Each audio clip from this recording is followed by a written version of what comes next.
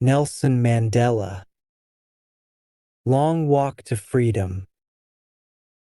Nelson Ralilala Mandela. 10th May dawn bright and clear. For the past few days I had been pleasantly besieged by dignitaries and world leaders who were coming to pay their respects before the inauguration. The inauguration would be the largest gathering ever of international leaders on South African soil. The ceremonies took place in the lovely sandstone amphitheater formed by the Union Buildings in Pretoria. For decades, this had been the seat of white supremacy, and now it was the site of a rainbow gathering of different colors and nations for the installation of South Africa's first democratic, non-racial government.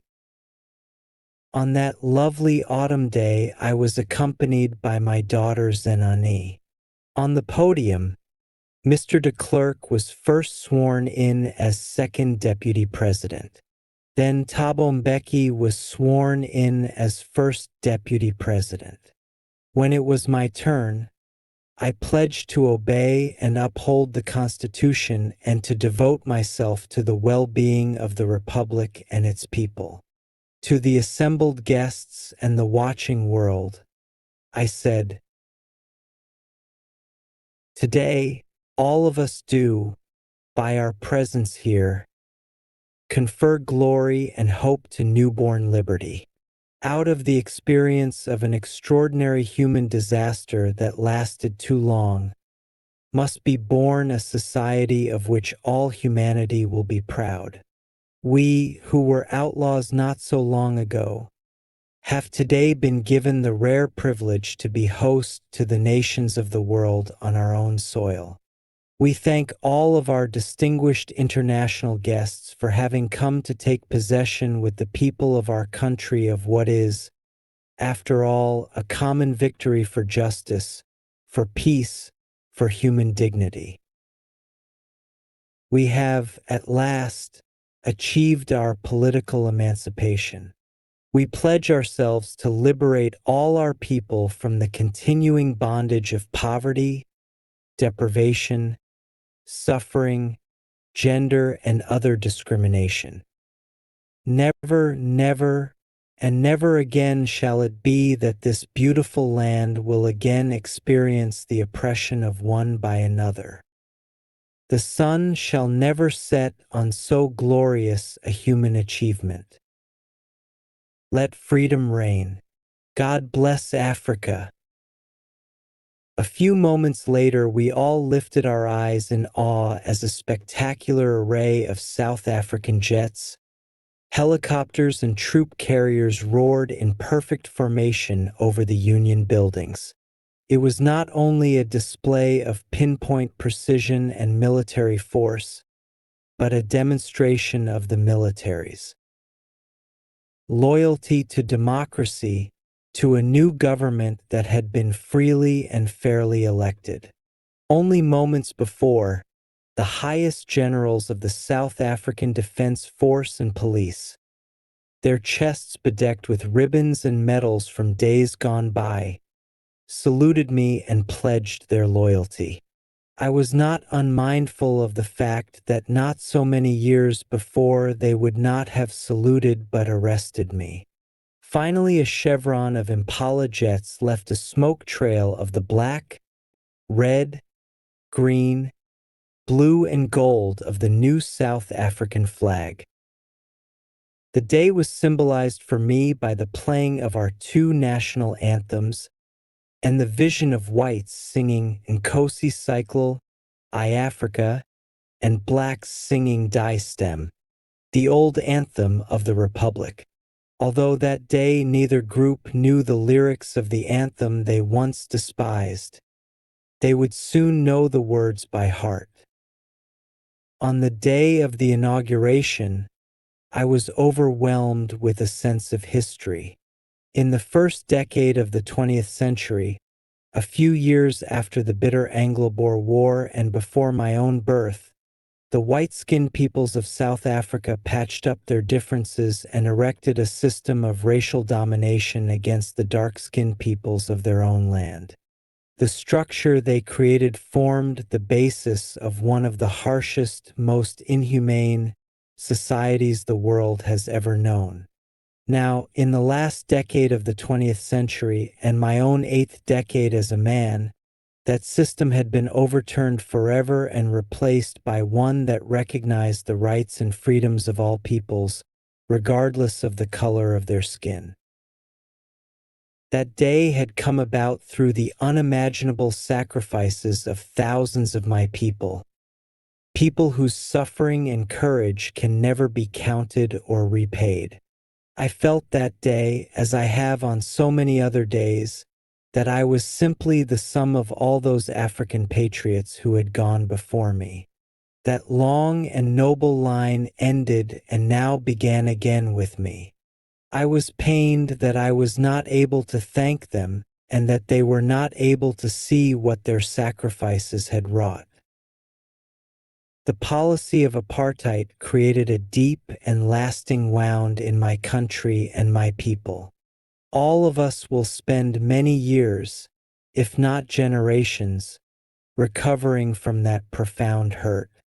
But the decades of oppression and brutality had another, unintended, effect, and that was that it produced the Oliver Tambos, the Walter Sisulus, the Chief Lutulis, the Yusuf Dadus, the Bram Fishers, the Robert Sabuks of our time asterisk. Men of such extraordinary courage, wisdom, and generosity that their like may never be known again. Perhaps it requires such depths of oppression to create such heights of character. My country is rich in the minerals and gems that lie beneath its soil, but I have always known that its greatest wealth is its people, finer and truer than the purest diamonds. It is from these comrades in the struggle that I learned the meaning of courage. Time and again, I have seen men and women risk and give their lives for an idea. I have seen men stand up to attacks and torture without breaking, showing a strength and resilience that defies the imagination. I learned that courage was not the absence of fear, but the triumph over it. The brave man is not he who does not feel afraid, but he who conquers that fear.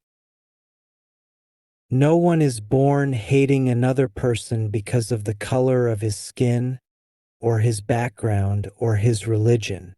People must learn to hate, and if they can learn to hate, they can be taught to love, for love comes more naturally to the human heart than its opposite. Even in the grimmest times in prison, when my comrades and I were pushed to our limits, I would see a glimmer of humanity in one of the guards, perhaps just for a second, but it was enough to reassure me and keep me going. Man's goodness is a flame that can be hidden but never extinguished. In life, every man has twin obligations, obligations to his family, to his parents, to his wife and children, and he has an obligation to his people, his community, his country. In a civil and humane society, each man is able to fulfill those obligations according to his own inclinations and abilities. But in a country like South Africa, it was almost impossible for a man of my birth and color to fulfill both of those obligations. In South Africa, a man of color who attempted to live as a human being was punished and isolated. In South Africa, a man who tried to fulfill his duty to his people was inevitably ripped from his family and his home and was forced to live a life apart, a twilight existence of secrecy and rebellion. I did not in the beginning choose to place my people above my family, but in attempting to serve my people, I found that I was prevented from fulfilling my obligations as a son, a brother, a father, and a husband. I was not born with a hunger to be free. I was born free in every way that I could know. Free to run in the fields near my mother's hut, free to swim in the clear stream that ran through my village, free to roast mealies under the stars and ride the broad backs of slow-moving bulls.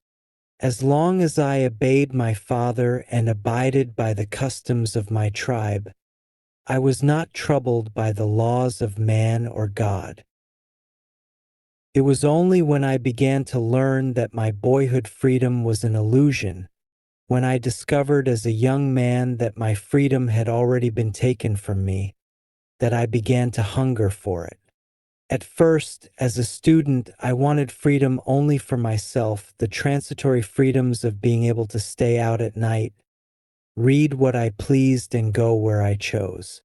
Later, as a young man in Johannesburg, I yearned for the basic and honorable freedoms of achieving my potential, of earning my keep, of marrying and having a family, the freedom not to be obstructed in a lawful life.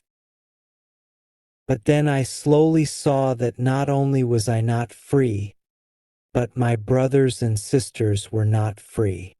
I saw that it was not just my freedom that was curtailed, but the freedom of everyone who looked like I did. That is when I joined the African National Congress, and that is when the hunger for my own freedom became the greater hunger for the freedom of my people. It was this desire for the freedom of my people to live their lives with dignity and self-respect that animated my life, that transformed a frightened young man into a bold one, that drove a law-abiding attorney. To become a criminal that turned a family-loving husband into a man without a home, that forced a life-loving man to live like a monk. I am no more virtuous or self-sacrificing than the next man, but I found that I could not even enjoy the poor and limited freedoms I was allowed when I knew my people were not free. Freedom is indivisible. The chains on any one of my people were the chains on all of them. The chains on all of my people were the chains on me.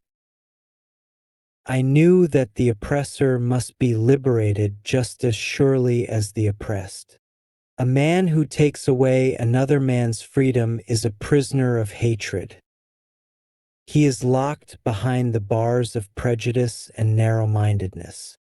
I am not truly free if I am taking away someone else's freedom, just as surely as I am not free when my freedom is taken from me. The oppressed and the oppressor alike are robbed of their humanity.